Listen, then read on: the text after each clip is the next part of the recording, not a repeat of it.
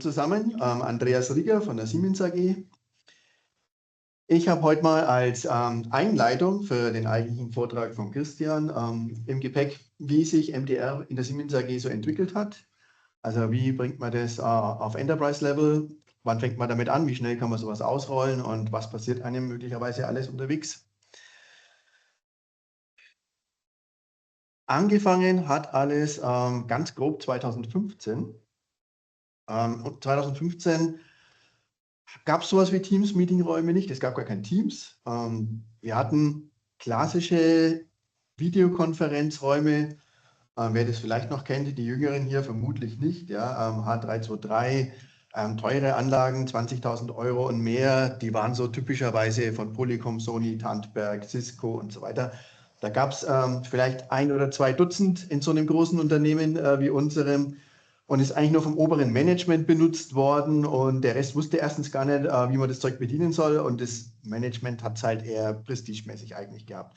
Also die Welt, wie man sie heute kennt, die war damals nicht der Fall. Das Zeug war super teuer, es war nicht intuitiv, also nichts, was die breite Masse jemals irgendwie verwendet hätte.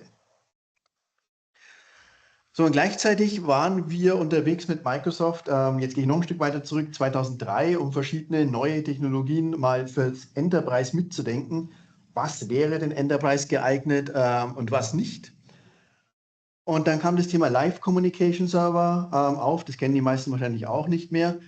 Und es wurde eher belächelt 2005, weil 2005 galt Chat im Unternehmen als was völlig Hirnrissiges. Also man hat eine Mail benutzt, da gab es auch noch Fax.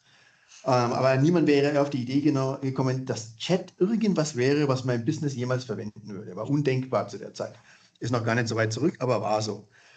Wir fanden es trotzdem cool, ein paar Leute von Microsoft auch, und haben dann so Server unter unseren Tischen gehabt, wo wir diese Live-Communication-Infrastruktur für eine kleine Handvoll Leute betrieben haben, ohne dass die Chefs das eigentlich überhaupt wussten. Und dann ging es ja so weiter. Es kam dann irgendwann Live-Meeting, wer das vielleicht noch kennt, und dann kam so langsam Lync.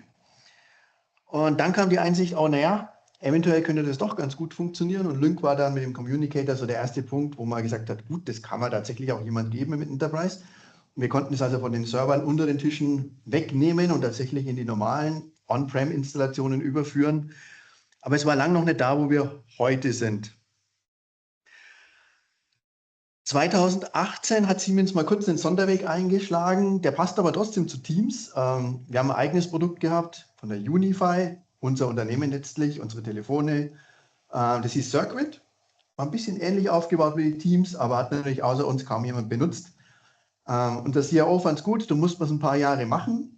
Letztlich war es unser Schritt hin zu Teams. Wir hatten also Skype for Business ausgelassen und den allerersten Sprung zu Teams haben dann aber schnell aufgeholt. Das war dann 2019 mittlerweile. Nur mal für die Jüngeren hier und vielleicht virtuell zugeschaltet im Vergleich. Das iPhone kam 2007, die ersten Smartphones auf Android-Basis kamen 2008. Also 2003 ging es los mit Chatte im Unternehmen mit Live-Communication-Server, wenn auch unerlaubt und unbewusst. Aber nur mal zur Einordnung. Ja. Zu der Zeit gab es also nichts, was ihr heute so kennt. Es gab keine Smartphones.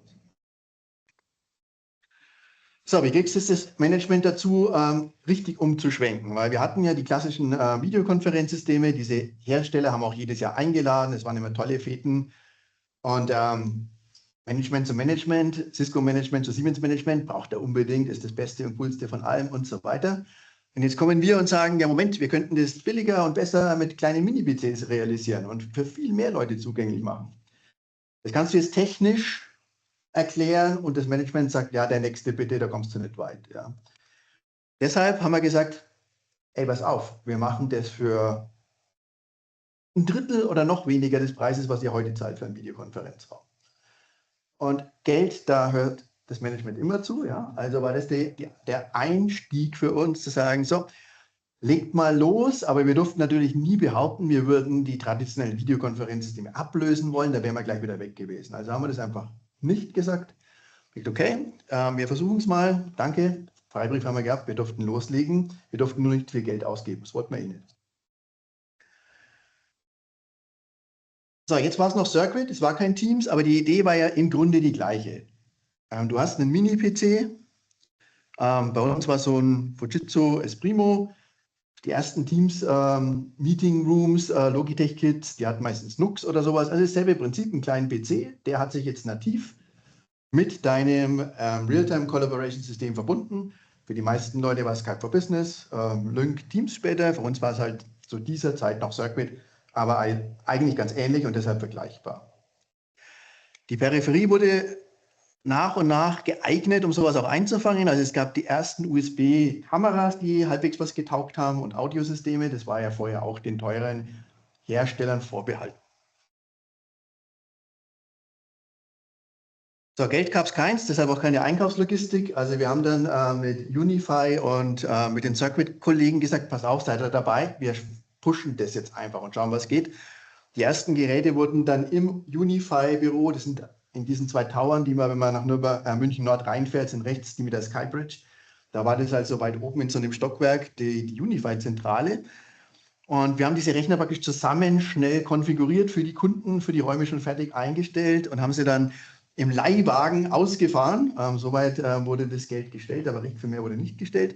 Also ich hatte immer einen Kofferraum voller Kombis, die ich angemietet habe und habe die dann ausgefahren, die ersten Systeme. Ja. Und siehe da, die Idee, die hat gezündet. Ja. Also wir waren dann schon ziemlich schnell bei 100 Systemen innerhalb von einem Jahr. Weit mehr, als es traditionelle Videokonferenzsysteme überhaupt gab im Unternehmen. Also 100 war damals schon echt eine Zahl. Ja. Gab es noch eine Geburtstagsversion mit Kerzen davon, die hat der Kunde auch so überreicht bekommen. Lauter Löcher in der Schachtel, weil wir die Kerzen mit ihren Steckern reingesteckt hatten. Belüftung ist wichtig. Wo wir endgültig ernst genommen worden sind, und da hat sich dann auch alles geändert, als wir 1000 Stück im Unternehmen hatten, was ja viel, viel mehr war, als jemals irgendwie gedacht hat, dass wir schaffen würden. Ja. Und das war alles innerhalb von 1,5 Jahren, immer noch Circuit, wir waren noch nicht bei Teams. Kurz darauf sind wir zu Teams umgeschwenkt, hatten dann 1500 Systeme bereits, sondern wir brauchten jetzt eine gewisse Logistik zumindest. Also, okay, was machst du jetzt? Wir sind in 100 plus Ländern auf der Welt. Wir können nicht zentral 100 plus Länder beliefern. Das schafft man schon kommerziell gar nicht, wegen Zoll und so weiter. Also haben wir gesagt, pass auf, Kunde, du gehst zu einem Roombuilder, den haben wir mit der Siemens Real Estates, also unsere Gebäudeverantwortlichen, lokal ausgesucht, Techniker, die wir mit einfachen Anleitungen versehen haben, die wir vorbereitet haben, dass auch ein Nicht-ITler so einen Raum bauen und in Betrieb nehmen kann. Also simplified as possible. Ganz simple Anleitungen, du machst diese Schritte und wir garantieren dir, es funktioniert am Ende. Und ja, fast immer. Ausnahmen gibt es, ne, gibt es heute immer noch. Aber im Großen und Ganzen hat das Konzept funktioniert, sonst wären wir nie in diese Stückzahlen gekommen. Und dahinter, dieser Managed Service, wie wir ihn heute nennen, der musste diese ganzen Frickeleien machen. Wie kriegst du einen Account? Wie bindest du dich an Exchange an? Wie kommst du in Teams rein? Wie machst du die ganzen Firmware-Aktualisierungen? Wie kriegst du die Security-Zertifizierungen und so weiter? Also was das Ökosystem braucht, haben wir unsichtbar für unsere Techniker erledigt und für unsere Kunden. Die Kunden haben immer nur die einfachen Anleitungen bekommen oder die Techniker lokal. Und das System hat sich sehr gut bewährt, aber da wird der Christian später noch mehr drüber erzählen. Wir haben dann, damit man sieht, wie sich verteilt und wächst, haben so eine World Map nebenher laufen lassen. Also immer wenn ein Techniker einen Raum in Betrieb genommen hat, dann hat er so ein einfaches Namensschema, wird der Christian später auch noch näher zeigen. Land, Siemens-Standort, Gebäude, Raum. Durch dieses Namensschema wussten wir dann automatisch, wo unsere Räume sind und konnten das auf eine Map darstellen. Bis auf den Standort runter wussten wir es von den GPS-Koordinaten aufgrund unserer Standortdatenbank. Und wenn der OSDC, das zeigt der Christian auch noch genauer, der On-Site Technical Contact bei uns, gesagt hat, der Raum ist genau hier an der Ecke in dem Gebäude, dann konnte er das noch spezifizieren. So, und dann war es 2020, wir wurden erlöst, jawohl. Ja, eine Frage im Chat. Ja, und zwar von dem Christian, der fragt, wie habt ihr den Betrieb gewährleistet? Geht auch mal was kaputt? Oder der Anwender macht was er eigentlich nicht soll? Ständig. Also Klassiker, Kabel rausgerissen. Ne? Damals waren es noch nicht diese All-in-One-Geräte wie heute. Du hattest Verkabelungen für alles damals. Ja? Und natürlich, es kommen Leute in den Raum, die wollen jetzt was anderes machen. Dann reißen die Tischtanks auf und ziehen die Verkabelungen raus, rein. Die hauen die Klappen zu und kappen die Kabel ab. Also es ist ständig irgendwas. Ja? Aber Hardware waren eben vorhin diese Grafik, die ich hatte, unsere On-Site-Techniker. die von uns zertifiziert wurden. Das waren die ersten Ansprechpartner für die Kunden. Also wenn das Ding hardwaretechnisch zerrupft wurde, dann musste der leider wieder hin und es in Ordnung bringen. Das war am Anfang häufiger der Fall. Heute bei so einem System, wie es hier steht, dieses Yearling-System, da kannst du kaum noch was kaputt machen. Ich könnte jetzt hier die 230-Volt-Leitung rausziehen und das war es aber eigentlich. Ja, also wir haben dann immer weiter versucht, über die Jahre die Systeme robuster zu kriegen, weniger Verkabelung zu haben. Am Anfang absolut richtig, war ein großes Thema. Die größeren Standorte hatten eigene Ersatzteillager, also wo sie die typischen Verbindungskabel alle drin lagen, weil die Leute halt ständig alles kaputt gemacht haben. Es war wirklich so. Also die Frage vollkommen berechtigt. So, 2020, wir wurden erlöst. Wir mussten auch nicht mehr unser eigenes Circuit benutzen. Danach ist Circuit eigentlich auch vom Markt genommen worden. Wir durften auf Teams wieder gehen und zurück in die Microsoft-Linie, auf der wir schon mal waren, mit Live Communication Server, Office Communication Server, Lync, Communicator und so weiter. So, wir kamen zurück. Wir waren immer nur noch zu 2,5. Also meine Wenigkeit, auf der linken Seite hier der Mike in Amerika, der hatte noch einen Telefon- und einen Netzwerkjob.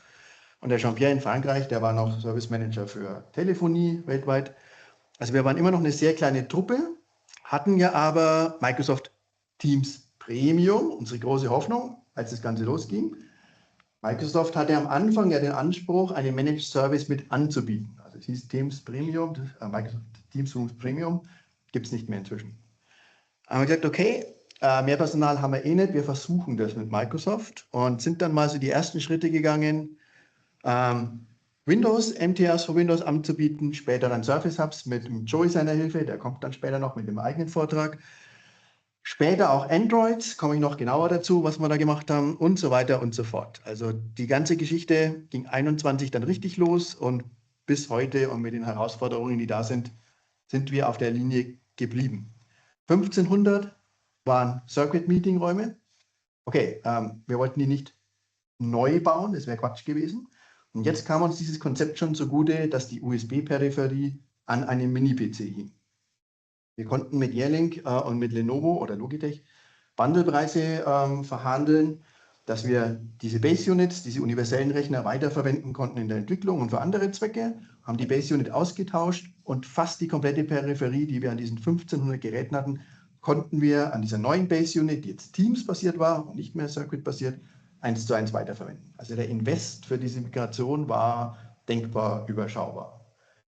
Wären wir noch auf der alten Konferenztechnik gewesen, in der Größenordnung, wären wir arm geworden. Wäre wahrscheinlich der Siemens-Kurs abgestürzt, schätze ich mal. Also hat man nicht, hat sich gleich bewährt. Wir waren dann relativ schnell, nachdem Corona rum war, während Corona war natürlich wenig Meetingraumbetrieb, ist klar, ne? Aber wir haben diese Corona-Pause nutzen können für den Umbau. Also die Räume, die danach weiter benutzt wurden, wurden in der Zeit alle umgebaut.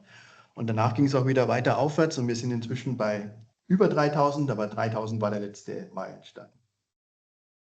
Ich glaube 3600 also zum Moment. Sind wir inzwischen schon, ne? Genau, also 3000 war der Meilenstein, die Weltkarte ist nochmal ein bisschen voller geworden, 3600 sind wir inzwischen. So, wir haben mal angefangen, wo stehen wir heute? Jetzt sind wir wirklich Teams Meeting Rooms, das war ein bisschen Vorgeschichte jetzt. Ganz wichtig aus unserer Sicht, auf Enterprise-Level, generell für eine Firma, nicht alles freigeben, sondern testet, damals MTRs und Windows, schaut euch an, welche qualitativ gut sind, schaut, ob ihr einen Draht zu dem Hersteller habt und für die entscheidet ihr euch. Den mittleren würde ich eigentlich rausnehmen, der war ein Experiment, da haben wir nur ganz wenige eingesetzt, aber unsere Hauptlinien waren ein Lenovo Tiny mit einem Logitech Tab, das gab es als Bundle von Logitech, und ein Yearling-System, das nochmal etwas preiswerter war und als Second Source einfach mit eingeführt wurde. Und bei diesen zwei Modellen sind wir im Großen und Ganzen beim MTR und Windows Rollout geblieben. Und es war aus meiner Sicht auch eine gute Entscheidung. Wenn ihr alles zulasst, habt ihr sofort Schwierigkeiten. Wir hatten Testgeräte von HP, die mal kurz im Einsatz waren, HP Slice.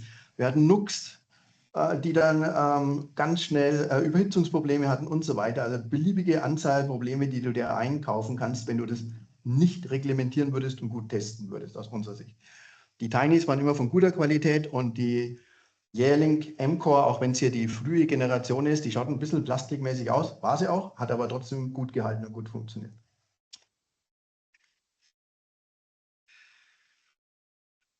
Am Anfang gab es nicht diese All-in-One-Units, speziell die Androids, die es heute gibt. Du musstest mehr Gedankengut in die Verkabelung stecken, USB-Verlängerungen, irgendwelche simplen Schalter, dass die Dinge an- und ausgehen, weil, ist halt alles kein Thema mehr, aber am Anfang war viel Gefrickel und Standardisierung, dass wir es so einfach wie möglich für die Leute gemacht haben, um solche Dinge vorzudenken und wenn jemand eine längere USB-Verbindung gebraucht hat, was nimmst du für einen Extender und so weiter. Also du hast versucht, möglichst viele Szenarien vorzudenken und auch wieder einfache Lösungen für die Leute draußen bereitzustellen. Außerdem hatten wir ja immer noch den Anspruch, dass wir mindestens so gut sein wollten wie die klassischen Videokonferenzräume und die kamen ja immer mit schicken Möbel und so. Ich meine, für 20, 30, 40.000 Euro konntest du ein bisschen Möbel investieren. Wir haben dann auch Möbel investiert, aber eben im überschaubaren Bereich, also so für 180 Euro grob, so eine Stele vom Schreiner gemacht, die dann halt alle Kabel verdeckt hat mit so Platten, die du rausziehst und dahinter war die ganze Installation. Das hat dann schon ziemlich clean ausgeschaut. Also das hier ist so, wie es am Campus verbaut wurde, Siemens Campus Erlangen. Ganz großes Bauprojekt über 15 Jahre, 55 Gebäude. Die ersten 4 sind so gebaut worden mit Windows MTRs. Die waren schick verpackt in dieser Stele unten drin. Keine Kabel, nichts, was du rausrupfen kannst. Leicht zugänglich für die Wartung, falls notwendig. Und hier in dem Fall war es jetzt eine Poly Studio, die da als Kamera drin war. Hat schon relativ clean ausgesehen aus meiner Sicht. Ja. Würde man heute nicht mehr so bauen, aber für Windows MTRs damals war es eine runde Geschichte, die optisch durchaus mit so anderen klassischen, teuren Videokonferenzanlagen auch mithalten konnte. Das Ganze hat man versucht, dann auch in groß natürlich, ne? Also mit sehr großen Monitoren, mittelgroßen Monitoren als Dual-System. Immer die große Frage, wo positionierst du die Kamera? Zu weit oben kommt nicht gut aus psychologischen Gründen. Zu weit unten kommt nicht gut, weil es unter den Tisch filmt. Also du musst immer deine Linie finden, wo geht diese zentrale Kamera hin, dass sie alles gut im Blick hat und du trotzdem noch 2 Schirme nebeneinander hängen kannst. Das waren alles Kompromisse, muss man sagen. Man sieht den Kompromiss auch hier, aber wir haben halt versucht, das so gut wie möglich zu lösen. Weltweit unterschiedlich. Asiatische Standorte von uns, da ist ein bisschen für gerade das Management, da will man ein bisschen mehr zeigen, schönes Holz und so weiter. Das baut man bei uns eigentlich nicht so, eher nüchtern. Ne? Also wenn ich nochmal zurückgehe, Deutsch, typisch deutsch, ne? Funktional. Indien hier, ich fand es immer cool. Die haben Räume gebaut, sowas haben wir nie gebaut. Ja? Also so hat bei uns nie ein Raum ausgeschaut. Ich fand es immer geil, wenn die uns Bilder geschickt haben, schaut mal, hier war es der Circuit Meeting Room, aber das war ja dann konvertiert. Teams Meeting Room, so schaut es bei uns aus. Die haben coole Räume gebaut, fand ich. Die USA ähnlich wie wir, würde ich mal ganz grob sagen. Ja. Die Schweizer auch so ähnlich. Gut, da haben wir dann schon Shure-Mikrofone und sowas auch mal für die experimentell eingebunden, hat funktioniert. Auf jeden Fall haben wir gemerkt, es zündet. Die Leute wissen, sie nehmen ein einfaches Bundle und egal wie ihr Raum genau ausschaut, du kannst dieses Ding deployen. Also wir waren flexibel und die Leute wussten, ich muss nicht zu viel Geld ausgeben. Wir können uns so den Raum bauen und jeder kann ihn benutzen. One-Click-Join, wisst ihr alles, MTRs. Keine Scheu mehr vor der Technik. Du musst nichts speziell wissen. Du lädst diesen Raum ein oder du gehst nur rein. Wenn du ihn eingeladen hast, klickst du auf diesen einen Button und alles funktioniert. Wenn du nicht eingeladen hast, bist im Raum und sagst einfach, hey, ich will den Raum als Audio-Video und es funktioniert. Es war von der Usability einfach der Bringer. Ja. Und selbst improvisierte Installationen wie hier in Saudi-Arabien, alles war möglich. Also von top eingebaut bis mal schnell einen Raum aufgebaut für ein Projekt oder so, alles war möglich, für wenig Geld. Ist es bis heute. So, Peripheriehistorie. Logitech Group war der Bringer aus meiner Sicht. Also als Logitech Group auf den Markt kam, oder CC3000 vorher, es war so das erste ernstzunehmende Peripheriegerät, das du an so einen Mini-PC dranhängen konntest, das ein bisschen Enterprise-Grade ausgeschaut hat. Ja, es war ein schicker Speaker, es war eine für damalige Verhältnisse schicke Kamera und das Bild war durchaus in Ordnung. Die hat sich bewegt, du konntest sie steuern. Es gab noch kein Autoframing und sowas, da waren wir noch weit weg. Aber es war so das, wo du sagst, hey, damit kannst du rausgehen. Ja, das kannst auch mal jemand hinstellen. Das war lange Zeit unser meistgenutztes Modell. Kurz darauf kam die Meetup, da war alles schon ein wenig kompakter. Das war eigentlich der Vorläufer des All-in-One-Systems, immer noch ein USB-Peripheriegerät, 10.000-fach im Einsatz auf der Welt. Die Studio war eigentlich cool, aber komischerweise wollten die Kunden die nie so richtig. Also eigentlich war das wirklich keine schlechte Kamera, aber die so richtig angekommen war sie nicht. Es gab x-mal mehr Meetups als Studios im Unternehmen. Der nächste Meilenstein war zweifellos die Rallye-Kamera und das Rallye-System mit ihrem HDR, mit ihrer mega Bildqualität. Auf einmal hast du die Lücke geschlossen zu diesen super Cisco-Kameras, die ein Schweinegeld gekostet haben, Sony, Tandberg, irgendwas. Wir waren ja immer noch ein Stück weg, aber jetzt waren wir nicht mehr weg. Also die Rallye hat den Bildsprung einfach ermöglicht, den man gebraucht hat, um zu sagen, so, jetzt sind wir am selben Level angekommen und können tun wir sowieso mehr. Aber jetzt haben wir auch noch die Bildqualität, die wir nicht so ganz erreicht hatten bis dahin. Also die Rallye war aus meiner Sicht ein echter Meilenstein. Ja, es gab auch andere coole Sachen, die wir auch ausprobiert haben. Gab es ein paar wenige, aber die sich dann doch nicht durchgesetzt haben. Eine fand ich immer geil, die Leute fanden sie auch geil, die Owl. Owl.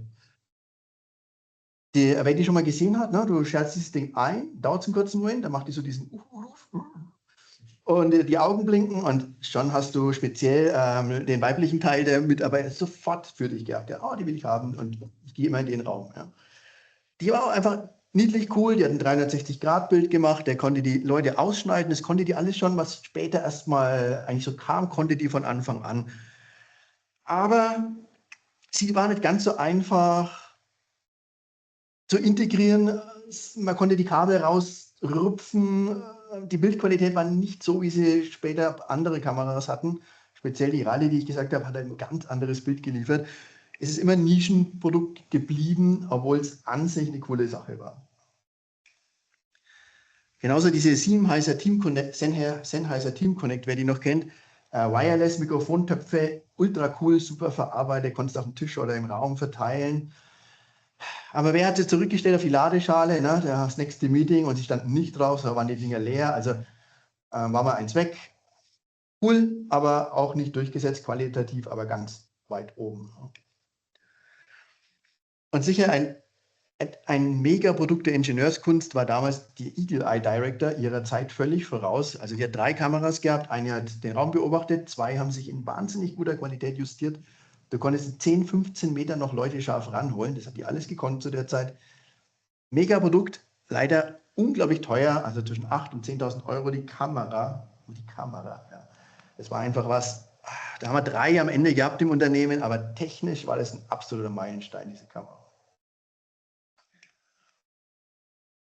So, wir haben dann auch experimentiert, was wir heute alles nicht mehr machen. Für so Townhalls kann man ein MTR auch nehmen. Dann haben wir noch so, in dem Fall ein Roland-Gerät angeschlossen, wo du andere Kameras wieder dahinter hängst und andere Mikrofone. Wir dachten, es ist ein Markt, aber eigentlich war es kein Markt. Also war ein Experiment und haben wir dann auch wieder sein lassen. Und heutzutage toppen sowieso diese All-in-One-Systeme, die simpel sind, wie dieses Yearling-Board, gibt es ja von anderen Herstellern auch. Das ist das, was die Leute heute haben wollen, ganz simpel zu deployen, super universell. Und diese ganzen Basteleien, wie man hier früher gemacht hat, die macht man kaum noch heute. Also bei uns jedenfalls nicht bei Siemens. Da hat sich der Markt extrem gewandelt. Letzte Stationen des Hirnfaschings waren dann so 3 Schirmsysteme mit abgesetzt, mit Scrum hier und da und dort und auch noch der MTR irgendwo super aufwendig reingefriemelt. Wir haben 2 dieser Räume gebaut, haben über 100.000 Euro gekostet, die Räume. Wir haben es dann kein drittes Mal gemacht und heute macht es ja keiner mehr. So, jetzt sagen wir mal kurz, ich habe keine Zeit, wo bin ich denn? Okay. MTR Premium am Anfang, Exchange Teams, MTR Windows war überschaubar. Das konnte man wirklich gut betreiben. Wir haben wenig Stress gehabt. Wir hatten nur diese kleine Mannschaft, hat funktioniert. Kurz drauf ist es anders geworden. Wir hatten auf einmal Android Surface Hubs, wir hatten das Teams Admin Center, wir hatten herstellerspezifische Portale, Sync, Pulse und so weiter. Die Welt ist viel komplexer geworden innerhalb kürzester Zeit. Und das war etwas, wo wir uns überlegen mussten, wie wir jetzt weitergehen. Entweder wir würden auf der Windows-Schiene bleiben und halten es einfach, aber das war auch nicht ohne weiteres möglich. Und wir wollten ja diese modernen Android-Geräte. Also haben wir gesagt, so, jetzt ist der Punkt erreicht. Microsoft Premium wurde auch abgekündigt. Es war nur noch dieses einfache Portal MTR Pro da. Microsoft hat keinen Managed Service mehr angeboten. Und das war der Punkt, wo wir gesagt haben, es hilft nichts, es macht Sinn, es ist eine komplexe Landschaft, die hat einen Wert und haben dann gesagt, wir brauchen im Enterprise-Umfeld einen Managed Service. Also wenn wir eine knappe Million Managed Devices haben und 200 Millionen Minuten über so ein System, das ist jetzt Teams und nicht Teams Meeting Rooms, Das kannst du nicht mehr nebenher mit 2,5 Leuten machen. Geht einfach nicht mehr. Und das war der Punkt, wo wir gesagt haben, so, wer könnte es machen? Wir haben uns verschiedene Partner angeschaut und sind am Ende hier zur Intellity gekommen und haben gesagt, den Christian kannten wir schon aus verschiedenen technischen Projekten. Wir trauen euch das zu und wir haben seitdem den Managed Service nicht mehr bei Microsoft in Form von Teams Premium, Managed Teams Meeting und Premium, sondern wir haben ihn in Form dieses ausgesourcten Managed Service von Intellity und es läuft wirklich gut. Der Christian wird es dann teilweise erzählen, teilweise deine Kollegen noch. Ne? Also Genau. wir hören dazu noch mehr. Aber das war notwendig. Das betreibt sich nicht von selber. Es sind zu viele Dinge zu tun, zu organisieren, zu durchdenken. Du kannst es in der heutigen Komplexität, so wie es Microsoft anbietet, nicht mehr anders machen. Meine Meinung. So, dann kamen die coolen Geräte, Surface Hub, Neatboard, Gearlink Board. Wir konnten sie jetzt machen. Wir haben Android mit dazu genommen. Also konnten wir all diese Geräte nehmen. Alles war wesentlich einfacher, kaum noch Verkabelung. Du hängst das Ding an die Wand oder du stellst es am Rollständer. Du hast diese einfache Anleitung von uns und auf einmal war das nochmal ein Boost und wir haben noch viel mehr Geräte draußen installiert seit damals. Auch Room Panels kamen noch mit dazu, das war schnell. Die wollten wir eigentlich gar nicht, aber die Real Estates hatte keine gute Lösung. Bei uns waren sie ja im Prinzip im Baukasten dabei, also sind wir inzwischen auch die, die Room Panels betreiben auf der Welt. Das war aber gar nicht geplant, das war auch gar nicht unser Ziel. Wir haben dazu ein Labor in Erlangen, das sich auch mit der Zeit weiterentwickelt hat. Es hat immer mehr Geräte, du musst Dinge testen, deshalb würde ich mich auch immer auf einige Ventoren beschränken. Es läuft nicht immer alles glatt, es gibt Firmware-Bugs, du musst mit den Herstellern kommunizieren, du musst Sachen nachstellen. Du brauchst meiner Meinung nach so ein Labor, wenn du es auf Enterprise-Level betreiben willst. Das Labor wird von uns gemeinsam genutzt, also die Intellity kommt, weil wir ja auch die Netzwerkbedingungen von Siemens brauchen für die Tests und so weiter. Wir nutzen es, das Managed Service nutzt es, macht Sinn, brauchst du aus meiner Sicht. Heute schaut so aus, also der letzte Stand Entwicklungsstufe Labor bei Siemens schaut genau so aus.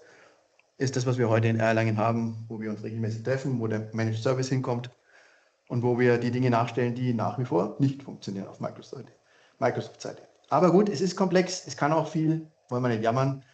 Es ist auf einem guten Weg. Wir haben die Entscheidung nie bereut, dass wir in die Richtung gegangen sind. Unterm Strich ist es ein super System. So, und jetzt übergebe ich schon fast an Christian. Es ist nicht alles schon gelöst, was noch so vor uns liegt. Wir wollen weiter konsolidieren. Also diese Vielzahl an Administrations-Device-Management-Tools ist mir ein Dorn im Auge, uns ein Dorn im Auge. MTR Pro, TAC, Intune, du musst immer irgendwo was frickeln und zusammenführen. Das hat Microsoft aus meiner Sicht im Moment echt nicht gut gelöst. Hat seine Gründe. Microsoft hat sich umsortiert. Surface Hub ist als Ökosystem platt gemacht worden. Jetzt haben wir nur noch 2. Android, Windows. Trotzdem ist es noch sehr uneinheitlich. Persönlich glaube ich, es dauert noch 2 Jahre, vielleicht 3, bis sich das wieder sortiert. Denn es war schon mal anders. Am Anfang mit MTR Premium war das wesentlich sortierter. So, Plattformen aktualisieren, die Android müssen umgehoben werden auf AOSP. Betriebsführungen harmonisieren, dass Windows und Android möglichst gleich ist. Da hat Microsoft jetzt schon viel getan. Wir haben noch ein paar Schritte vor uns, was 802.1x betrifft. Da sind wir so halb auf dem Weg. Traffic Breakout, dass wir nicht mehr über irgendwelche Systeme, Hubs, Zscaler und so weiter rausgehen aus dem Unternehmen, netzwerktechnisch, sondern dass wir überall an der Side Edge wirklich ins Internet gehen. Das ist auch weiter Weg als Enterprise, aber wir sind ja halb durch, würde ich sagen. Halb bis dreiviertel. So ein globaler Hardware-Service, da sucht man auch immer noch neue Provider, weil die bestehenden jetzt nicht unbedingt auf dem Stand sind, den wir gerne hätten. So, dann bin ich jetzt eigentlich fertig. Also Resümee ist, Cisco Poly hatte eine Wette gegen uns laufen, dass wenn wir als Enterprise auf so eine Technik setzen, wir werden furchtbar auf die Nase fallen, nichts wird funktionieren, es wird nicht skalieren, wir werden schwer bereuen, dass wir von den traditionellen Videokonferenzsystemen weggehen. Haben wir nicht, hat gut funktioniert, mit einigen Hürden. Und Fun Fact vielleicht, Cisco bietet ja seit neuestem auch Teams-Meeting-Room-Systeme an. Ja, und damit übergebe ich an den Christian. Jo, Dankeschön. Genau. Ich bin Christian Lübke, bin als Consultant, als technischer Consultant bei der Siemens AG im Einsatz, jetzt seit auch, glaube ich, fast 4 Jahren inzwischen für den MTR-Service. Genau. Und ich habe mir einfach mal jetzt speziell für den Vortrag quasi die Kernfrage gestellt, wie ich es euch näher bringen kann, wie wir eigentlich als zentrales IT-Team bei Siemens diesen kompletten MTR-Service bereitstellen. Weil wir gerade schon, wie Andreas gerade schon gesagt hat, wir haben rund 900.000 User da drin, 900.000 Geräte. Und wenn ich mich nicht irre, ist die Siemens AG damit einer der größten Tenants, die es, glaube ich, bei Microsoft gibt. Jetzt nicht der größte mit Sicherheit, aber ich glaube, unter den Top 50 sind wir ziemlich sicher damit. Und aufgrund dieser Komplexität stellt sich halt die Frage, okay, wie schafft man das jetzt? Ich habe vorhin gesagt, wir haben 3.500 Meeting Room Devices. Wie schaffen wir das, die bereitzustellen? Da erstmal aufgezeigt, welche Geräte wir momentan, oder beziehungsweise welche Device-Typen wir da haben. Also MTR, seht ihr hier jetzt, ist der normale Windows MTR. Collaboration Bars, das sind die Android MTR-Systeme, wie jetzt beispielsweise auch hier so ein Yearlink Meeting Board. Wir haben die Teams Panels, diese Raumbuchungsbildschirme, die rot oder grün anzeigen, die Touch-Konsolen und halt Surface-Hub-Geräte. Und wie gesagt, da haben wir in Summe stolze 3.500, beziehungsweise jetzt 3.600. Die Zahl ist jetzt auch schon wieder ein paar Tage alt. Das ändert sich alle paar Tage, sind wieder alle paar Tage geupdatet. Genau. Wie gesagt, rund 900.000 Geräte. Auch hier ist die Zahl jetzt wieder, die schwankt auch täglich, was gerade rausfliegt aus dem Tenant, was wieder neu registriert wird. Wir haben da halt nicht nur die MTR-Systeme, sondern halt noch haufenweise an Servern, Smartphones, Spezialgeräte wie VR-Brillen, normale Clients, Thin-Clients, virtuelle Clients, also alles Mögliche, quer durch eigentlich alles, was es irgendwie an Hardware gibt, die man irgendwie bedienen kann. Und ja, versuche ich euch jetzt mal ein bisschen die Struktur dahinter zu erklären, wie wir das dann tatsächlich doch, eigentlich doch erfolgreich schaffen. Erstmal, die IT ist bei uns sehr breit aufgestellt. Es gibt sehr viele verschiedene eigene Teams, die spezialisiert sind auf ihren bestimmten eigenen Service. Und hier habe ich jetzt mal so die Teams rausgeschrieben, mit denen wir auch irgendwie mit zusammenarbeiten.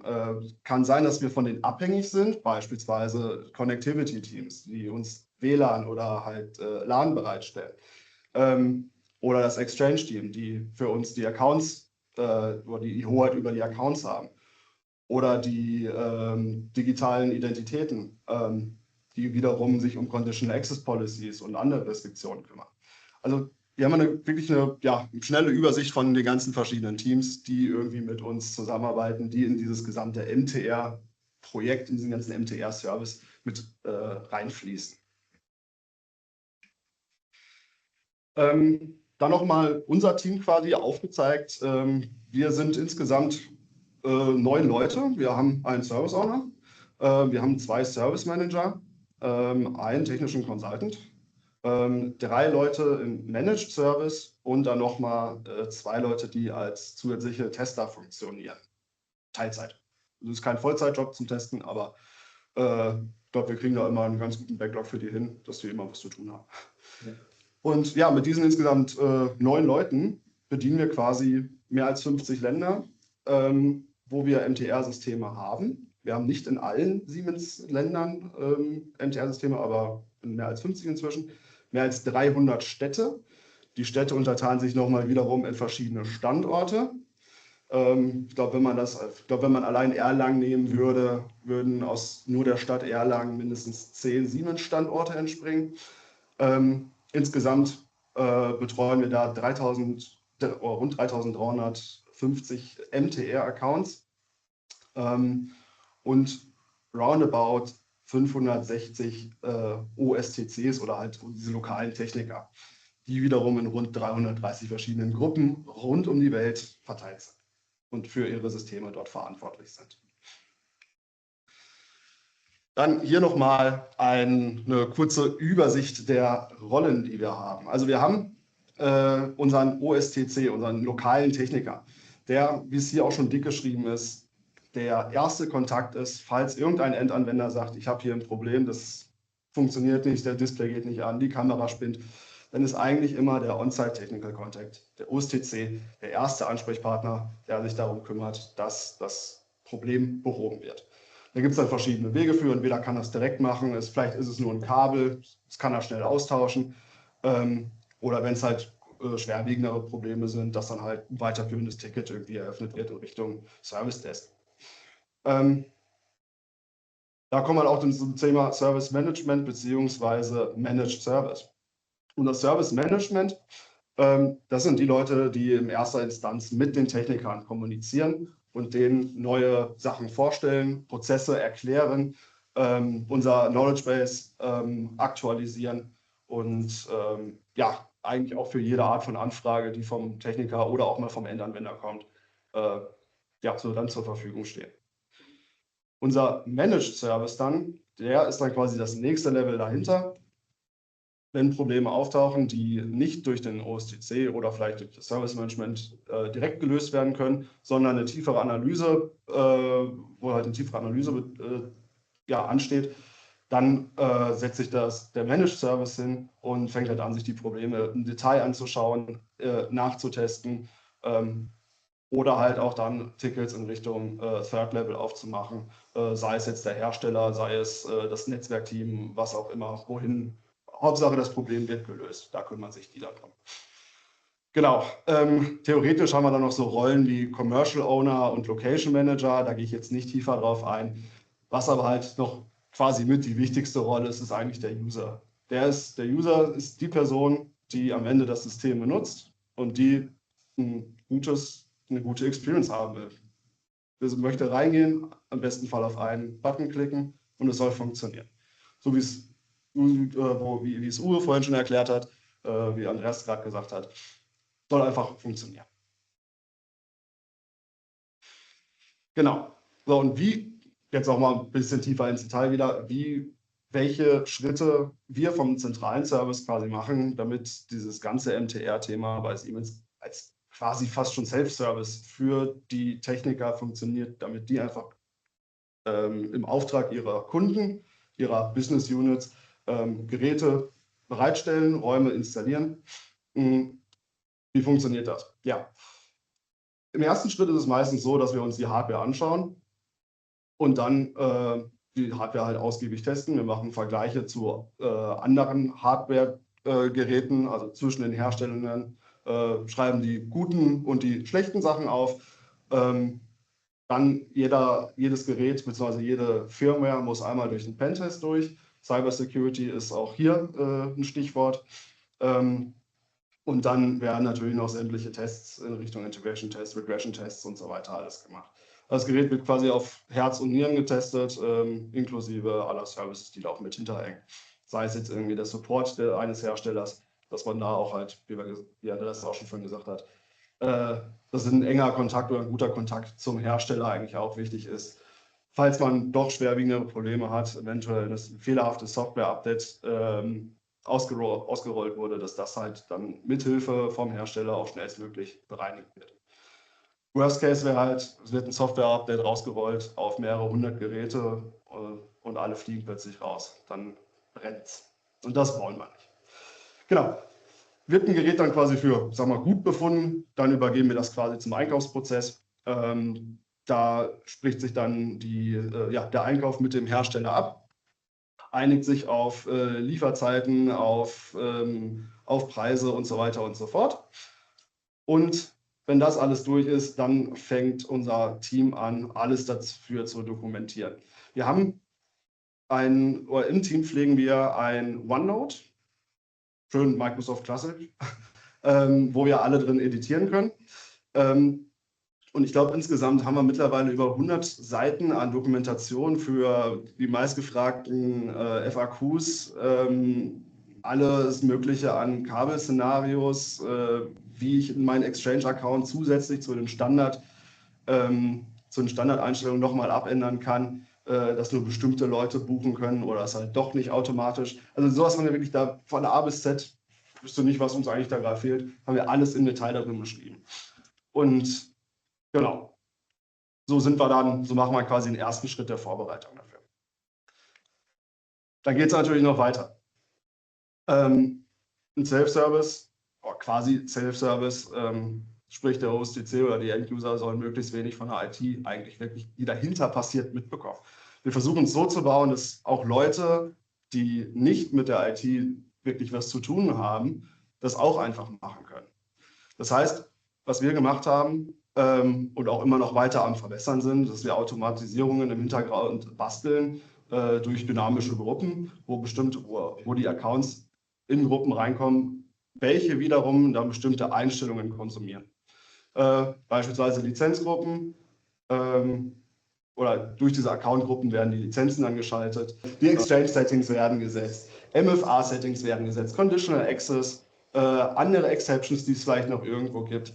Und genauso dann, wenn die Geräte dann so weit sind, dass sie installiert werden können und sich mit Teams und dem Tenant verbinden, dass die Gruppen oder dass die Geräte auch entsprechend ihre, ja, sei es jetzt Android, Windows oder eine Surface-Hub-Gruppe reinkommt.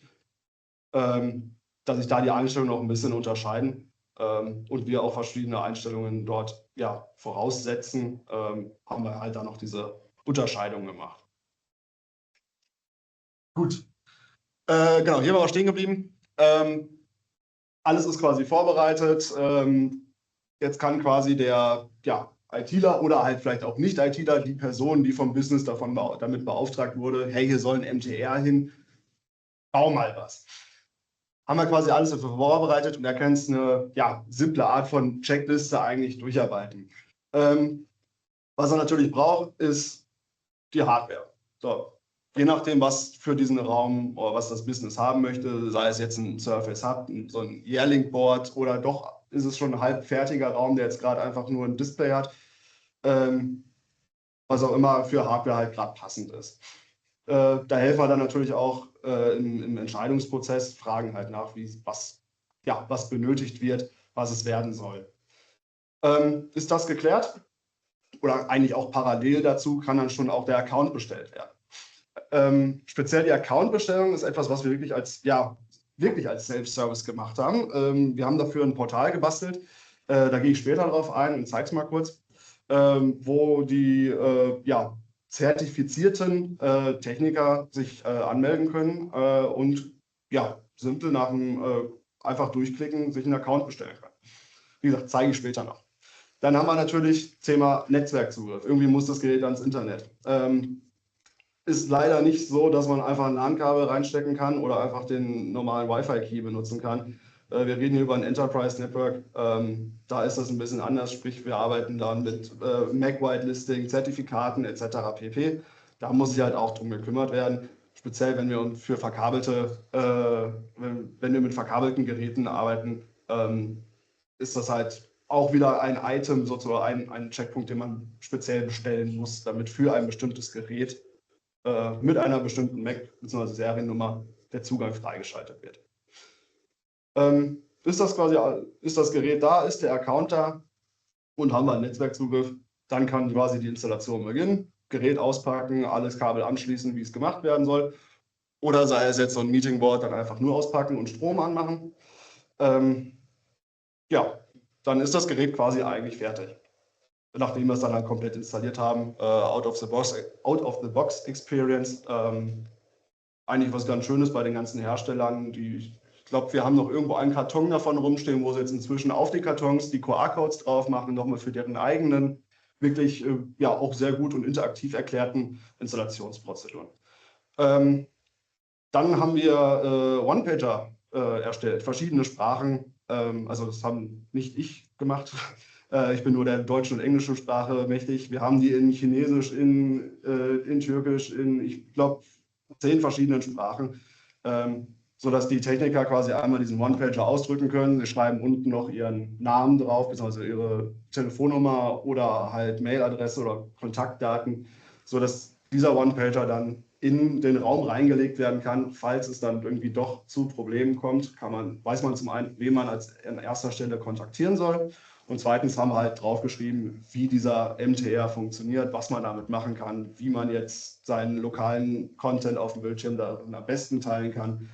Oder halt dann doch irgendwie, wenn man es braucht, über einen WebEx oder Zoom-Call beitreten kann. Genau, und dann, da wir vom zentralen Service nicht immer direkt mitbekommen, falls irgendwas kaputt ist, haben wir halt dann auch noch den Incident-Prozess, sprich die Techniker wenn sie von einem Problem erfahren können, dann dementsprechend Incidents eröffnen, die dann halt ja, weiter geroutet werden, bis sie beim richtigen Team ankommen. In der Regel geht das ganz gut. Und dann wird sich halt um diesen Incident gekümmert und schnellstmöglich gelöst. Genau, dann einmal zu den Tools, die wir benutzen. Oder quasi tagtäglich benutzen. Das MTR Pro Management, damals MTR Premium. Wie gesagt, ich glaube 21 oder 22, wo der Wechsel dann war. Dann das Teams Admin Center. Wir benutzen Intune für Geräte-Compliance und Konfigurierungen. Das Entra-ID, um ja, Account-Settings zu setzen, Passwörter zurückzusetzen, falls es notwendig ist und so weiter. Dann haben wir, da sehe ich gerade einen Rechtschreibfehler, das Managed Meeting Room Center. Das ist diese Eigenentwicklung, von der ich mal vorhin kurz gesprochen hatte, wo ja, die Techniker selber ihre Accounts bestellen können und ja, managen können. Und das Ganze monitoren wir noch alles mit Power BI, wo wir automatisch die Daten auch aktualisieren. Schauen wir noch mal in dieses Managed Meeting Room Center, MMRC. Hier haben wir es quasi so gemacht, die Leute, die darin arbeiten wollen, die Techniker, die damit Accounts bestellen wollen, die müssen zunächst einen kleinen Knowledge-Test, ein Examen bestehen. Da haben wir ein paar Fragen aufgeschrieben, um einfach mal das Grundwissen der Person abzufragen, damit ja nicht jeder x-Beliebige da einfach ankommt, sondern dass ein gewisses Grundwissen da ist, wie unsere Prozesse und wie MTRs funktionieren.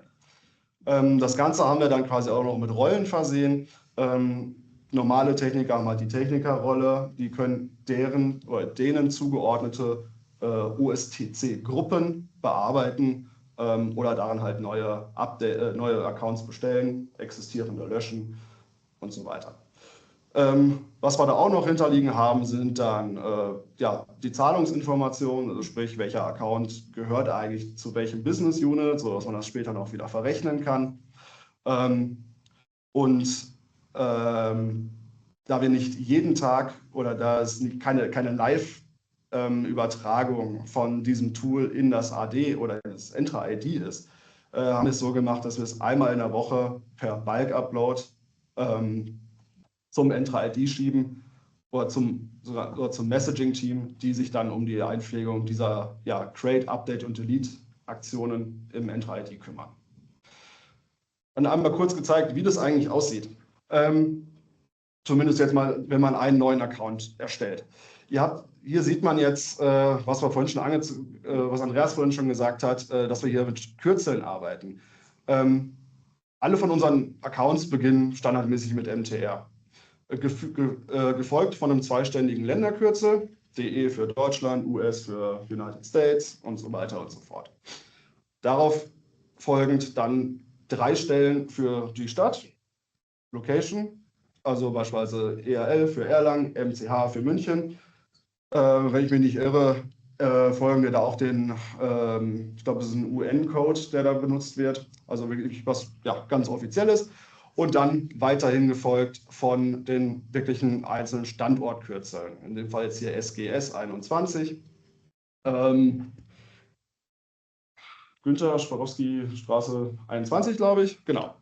Und so bauen wir halt quasi unsere MTR-Accounts auf. Was wir hier dann halt noch haben, ist dann jetzt in dem speziellen Fall, weil wir in dieser Location mehrere Gebäude haben wir hier einen Gebäudecode oder Gebäudezahl plus Floor Number, also Stockwerk, inklusive Raumnummer. So machen wir es zumindest in Deutschland. Es gibt andere Standorte, andere Länder, die machen es ein bisschen anders. Die haben aber trotzdem mindestens auch immer den Country Code und zumindest die ersten 3 Buchstaben der Stadt dran stehen. Das, was dann danach ist manchmal unterschiedlich von Standort zu Standort, je nachdem, wie der aufgebaut ist. Ja, was wir hier dann noch alles angeben müssen, ist zum einen ein Commercial Owner. Ich habe mir das jetzt hier einfach mal selber eingetragen, sprich, wird am Ende die Rechnung gestellt werden, würde ich dafür quasi bezahlen müssen, beziehungsweise meine Abteilung. Dann haben wir hier, wie ich es auch vorhin schon gesagt habe, diese OSTC Group. Das heißt, in dieser Gruppe sind oder können mehrere Leute sein. Das heißt, auch andere können am Ende diesen Account, den ich hier jetzt erstellen würde, abändern oder wieder löschen. Was wir dann halt noch haben, ist, wie wir oder was für ein Raum es am Ende werden soll. Wir haben hier jetzt Microsoft Teams Room stehen. Ihr seht aber vielleicht auch, dass wir hier eigentlich einen Dropdown haben. Wir haben dahinter noch auch die Option für die Shared Device Lizenz und auch inzwischen, was glaube ich aber nur von auch wieder bestimmten Personen genutzt werden darf, auch für die Teams Phone Lizenz. Die können wir darüber auch erstellen lassen.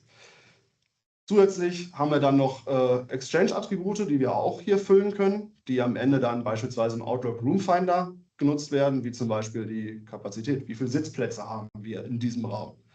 Hilft am Ende halt, wenn ich bin am Standort irgendwo, suche einen Platz, suche einen Meetingraum, der frei ist für 10 Leute, wird mir dieser hier jetzt nicht helfen, weil er nur 6 Plätze hätte. Wird dann alles später im Room Finder oder in welchem Tool auch immer es am Ende dann dargestellt wird, nochmal gezeigt.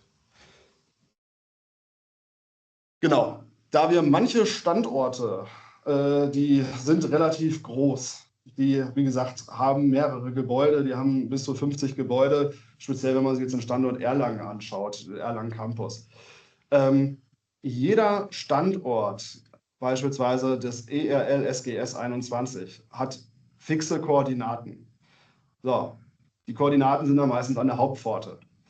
Hätten wir jetzt aber bei diesem Standort, wissen wir wollen eigentlich zum Gebäude 43 und da haben wir eine kleine Map während dieses Creation-Prozesses eingebaut, wo wir diesen Pin hier nochmal extra genau auf diesen, wirklich auf genau den Punkt setzen können, wo sich der Raum physisch wirklich befindet. Genau. So, und genau, diese Daten in dieser Karte werden dann später noch in der World Map, die hat Andreas ja auch mal vorhin kurz gezeigt, werden da dann auch wirklich nochmal genau dargestellt, sodass auch jeder User dann quasi sehen kann, okay, das ist wirklich Gebäude 43, ich bin hier, ich muss so und so laufen. Genau, so, dann kommen wir auch schon fast zum Ende. Ich sehe schon, die Zeit ist fast rum. Wie gesagt, das war jetzt gerade mal so, wie wir grundsätzlich unsere Prozesse haben. Und warum es auch manchmal ein bisschen kompliziert ist. Ich habe jetzt hier mal ein bisschen aufgeteilt. Linke Seite ist quasi das, wo Siemens, ich würde mal sagen, Siemens sich selber ein bisschen im Weg steht. Und auf der rechten Seite das, was so ein bisschen von Microsoft auch mitgegeben ist, wo wir Probleme und Herausforderungen sehen. Zum einen, ich habe vorhin die Verteilung der verschiedenen IT-Teams gesagt. Jedes Team hat nur die Berechtigung, die es haben muss. Sprich, das Exchange-Team hat wirklich nur Berechtigung im Exchange, aber nicht im Teams Admin Center. Andersrum genauso. Das heißt, die Zusammenarbeit zwischen den ganzen einzelnen Teams ist extrem wichtig. MTR ist leider, was heißt leider, ist kein Thema, wo man nur im Teams Admin Center arbeiten muss. Wenn wir hier über die ordentliche Einbindung von Security reden, dann reden wir über Condition Access Policies, die im Entra-ID gepflegt werden, die wir mit normalen Teams-Admin-Accounts nicht machen können. Dann haben wir auf der anderen Seite noch Intune, eine Condition Access Policy mit einem Compliance-Flag. Ja, muss in Intune gepflegt werden. Das heißt, wir brauchen wieder einen Intune-Admin. Genau, und so steht man sich da so quasi ein bisschen selber im Weg. Aber es ist einfach geschuldet aufgrund der internen Prozesse. Es macht auf jeden Fall Sinn, es ist alles sicher. Die Leute, die sich wirklich mit dem Thema auskennen, die haben auch nur die Berechtigung und so können auch eigentlich im Regelfall keine Fehler passieren. Dann haben wir das Thema Teams Admin Center Configuration Profiles.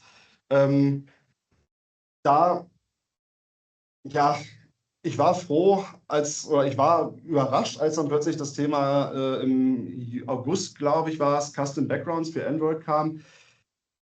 Ja, ist ganz schön. Funktioniert im Enterprise-Unternehmen, was in mehr als 17 Zeitzonen arbeitet, allerdings nicht. Das Problem ist, bei einem Konfigurierungsprofil muss man eine Zeitzone und eine Sprache setzen.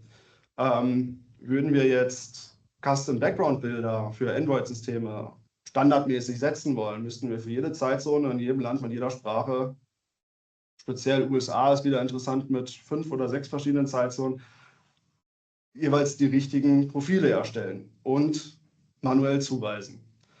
Die Arbeit dahinter beträgt mehrere Wochen, würde ich mal behaupten. Also ist in einem Unternehmen, wie gesagt, so groß wie wir es da betreuen, nicht ganz so einfach. Aber ich hoffe mal auf Verbesserung, dass da was kommt. Was auch manchmal die Probleme sind ja die Verantwortungen der Techniker. Manche sagen, hey, ich habe hier ein Problem. Das eigentliche, wirkliche Problem ist, dass ein Kabel nicht richtig steckt. Und dann wird ein Ticket eröffnet. Ja, wie sollen wir da jetzt von München, von Nürnberg, von wo auch immer wir gerade sind, da den Support liefern? Also wir sind nicht vor Ort. Das heißt, die Techniker sind manchmal nicht so ganz schnell im Schalten und ja, sollten da ein bisschen besser manchmal sein. Was wir auch haben, Koexistenz zwischen MR und MTR-Accounts. MTR-Accounts sind wirklich die Microsoft Teams Rooms-Accounts und MR-Accounts sind die fast komplett abgelösten Meeting Room-Accounts. Die Meeting Room-Accounts sind wirklich einfach nur Buchungsoptionen für einen Raum, aber ist keine Hardware drin. Vielleicht ein Bildschirm.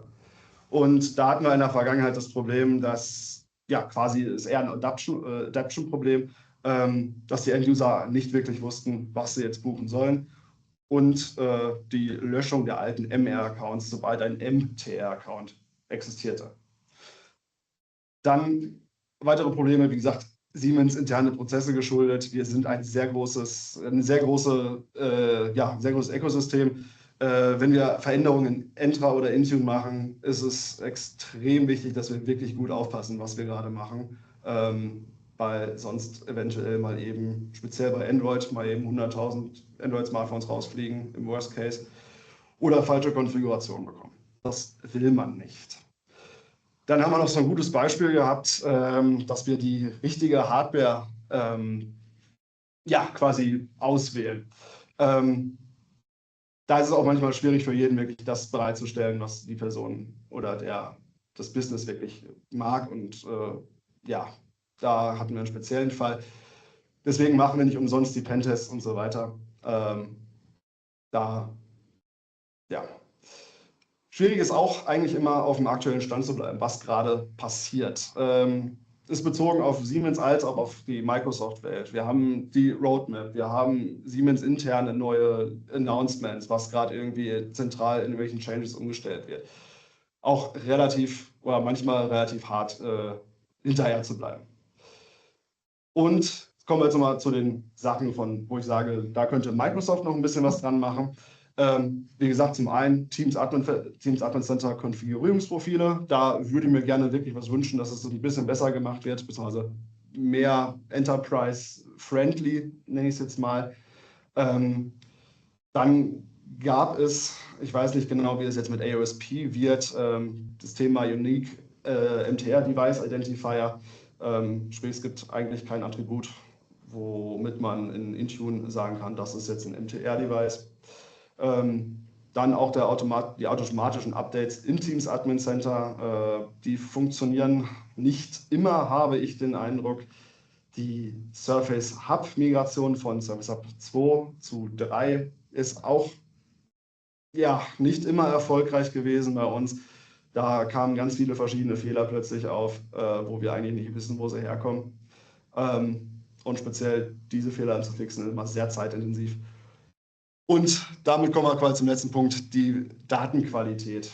Egal, ob es jetzt das MTR Pro ist, ob es Intune ist oder das Teams Admin Center. Da sehen wir auch oft Sachen, wo wir einfach sagen, das stimmt so einfach nicht. Ich habe hier ein Gerät, ich sehe, was drauf ist. Euer Portal zeigt mir was ganz anderes an. Genau. Damit wären wir durch für diesen Vortrag. Ich habe leider ein bisschen überzogen, aber ich glaube, Fragen, Mittagspause können wir ein paar Minuten hinschieben, wenn noch Fragen da sind.